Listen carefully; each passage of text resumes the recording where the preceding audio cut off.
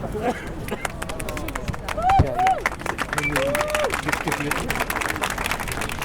and gentlemen, can you hear me? Yes! Great, so it's very nice to be here. As you've just been told, I was the BBC correspondent in 1988 who covered the uprising, and the first thing I want to say is that something very important happened overnight, and that is that the BBC has said that the situation in Myanmar is a civil war. And that means that the junta is one party in an internal conflict. And I think it's very important for everyone to get the message back into Burma that the BBC, the trusted BBC, has now said that it is a civil war situation inside Myanmar. The junta is just one party in an internal conflict. Now, the other thing I want to say is that in 1988, there were the uprisings, there were the big democracy demonstrations in July and August. Then there was the coup in September, which brought the SLORC, some of you remember the SLORC, to office.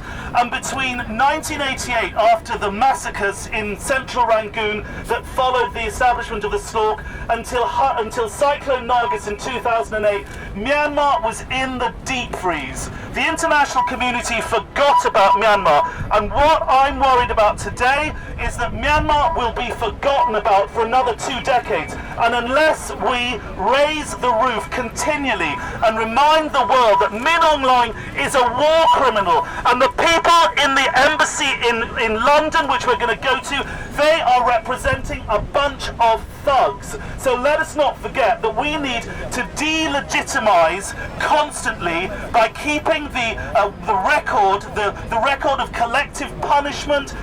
Whole communities around Myanmar are being attacked. Indiscriminate aerial bombardments, mass arrests, huge displacement. There are now over 500,000 Myanmar citizens who've been displaced. Tens of thousands of them are in neighbouring India and China and to some extent Bangladesh. So we need to continually remind the world of what is going on, including Liz Truss. I mean, Liz Truss is so busy sorting out her own detested leadership, she doesn't have time as Foreign Secretary to think about the detested leadership in Myanmar. So Liz Truss, if you're listening, sort yourself out and engage in foreign affairs, because that's what the people here want. Yes, I hope you're listening, Liz Truss. You're failing the people of Myanmar and you're failing the people here. Now, the last thing I want to say is that we are launching a year-long campaign called Junk the Junta, and I've been handing out leaflets. I've got a few more. At the United Nations last December,